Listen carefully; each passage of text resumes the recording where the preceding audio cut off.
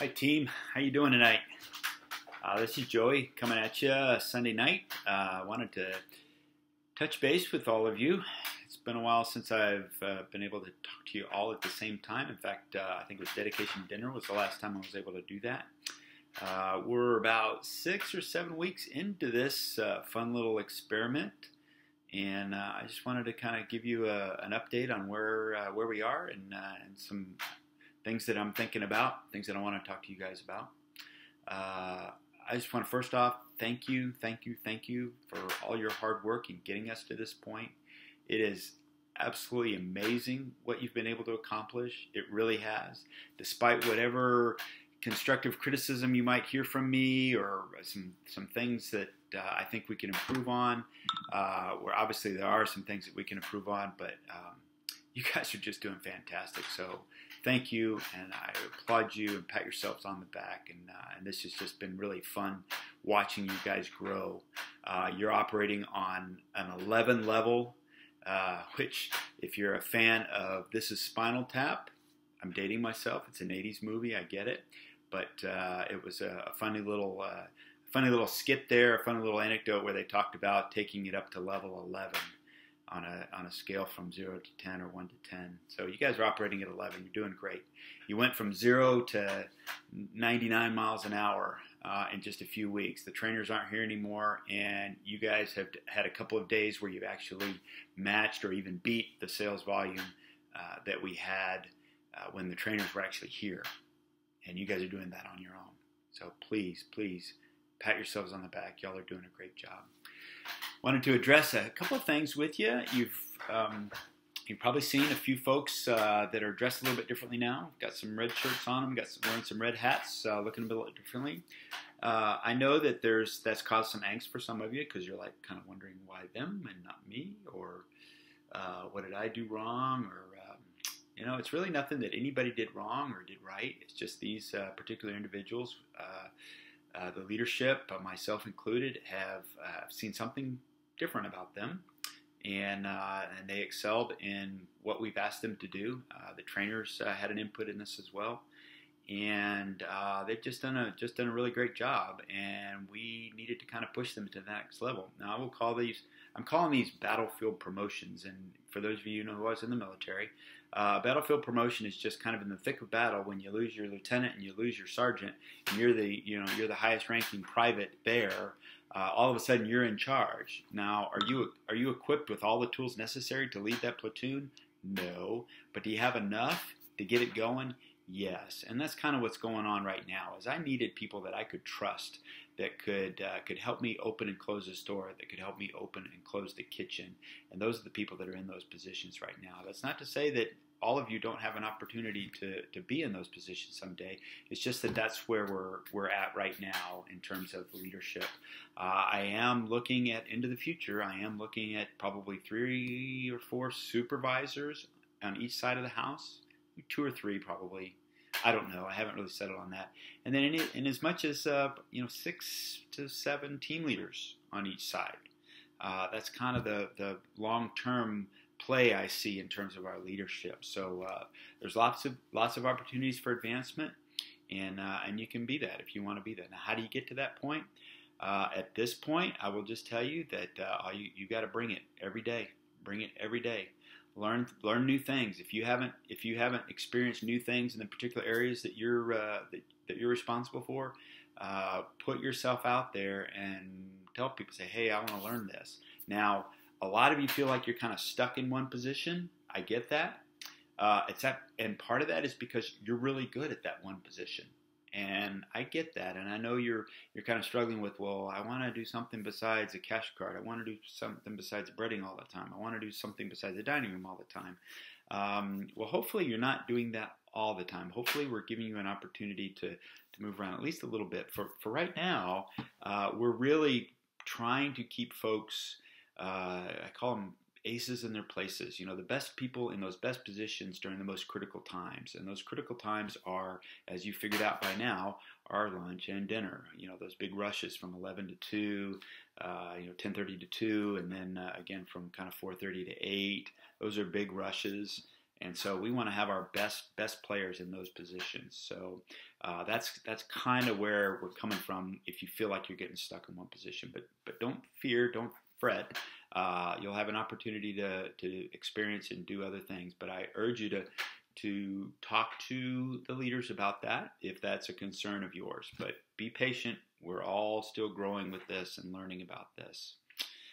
I want to talk to you a little bit about some not so fun things. Let's talk about the meal benefit that you're getting right now. Now, I offer you guys this meal benefit as part of your employment, and if you work a shift, I give you a free meal within certain constraints. And I will tell you that I think it is being abused just a little bit. And let me just start off by saying, how much do you think that I spend on employee meals in a month? Any clues? The answer is $10,200. Think about that. That's $10,200 that I am spending so that you guys can have a good meal when you work for me. Now, I want to keep that benefit going, but there's a couple things that are going on that bother me a little bit about what's going on with employee meals.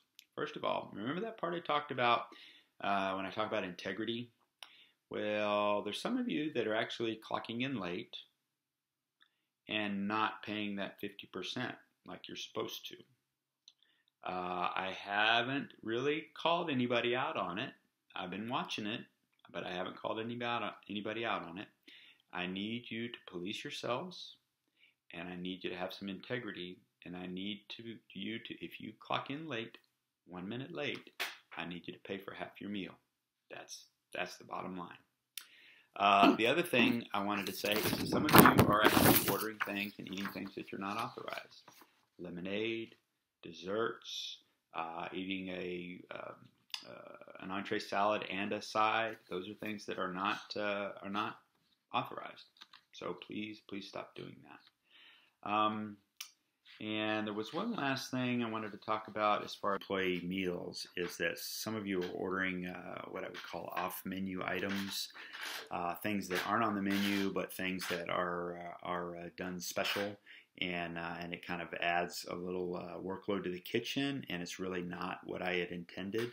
People that order like strawberry-only fruit cups, guys, I just can't do that. You can pick out the strawberries, eat the strawberries, but I can't have you eaten a bowl of strawberries. Obviously, that's the funnest part of our fruit bowls, our fruit cups, the blueberries and the strawberries. But there's a reason why we have the apples in there.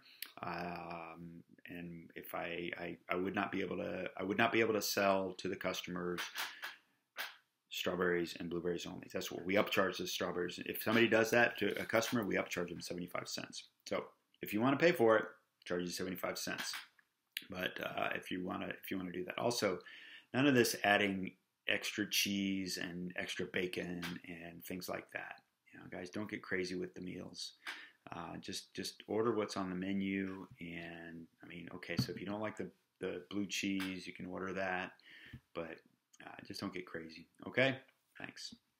Let's talk about clocking in. Some of you are clocking in on time. Most of you are, and I appreciate that. Thank you for that. Some of you are, though, clocking in on time, but yet you're not really ready for work, meaning you're kind of rushing in and you kind of clock in, and then you go to the back and you put your stuff away and you go to the bathroom and you do your hair, or you get something to drink or whatever, and then 4 or 5 minutes later you show up and you go, okay, I am ready for work now. That's not what you should be doing. What you should be doing is going to the bathroom, doing your hair, putting your stuff away, whatever it is you do in preparation for doing your shift. You should have that be done and ready to go, and then clock in. Because when you clock in, I need you to turn right around to whoever the leader is, wherever you're working, whichever side of the house, and say, I am ready for work. Okay? So don't be, piddling around after you clock in, getting all that stuff done. All right. I want to talk a little bit about competitiveness here. We're getting close to that 60-day probationary period for your full-time employees being done. I'm going to be making some tough choices here. I've already let some people go. You've probably noticed that. And these people, a combination of they no call, no show more than once. I will tell you in the first 30 days, if you no call, no show, and we can't get a hold of you and find out why, that's pretty much your resignation letter to me. Just so you know, if you were thinking about that at all. But we're approaching the 90 or the 60-day probation for the full time, and 90 days for the part time in the future. And there might be some of you that I might have to have a tough discussion with. I don't look forward to that. It's not a fun part of my job, but I think it's going to be something that's necessary because I have a lot of you that really want to work, that work hard, that bring it every day, and those are the types of people that I want to keep.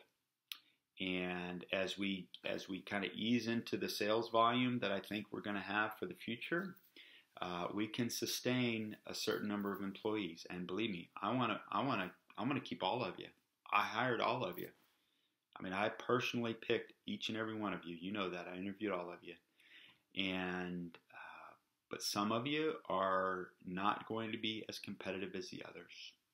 And when we start getting into our kind of continued sales volume that we've got, some of you aren't going to be getting the hours that you were hoping for.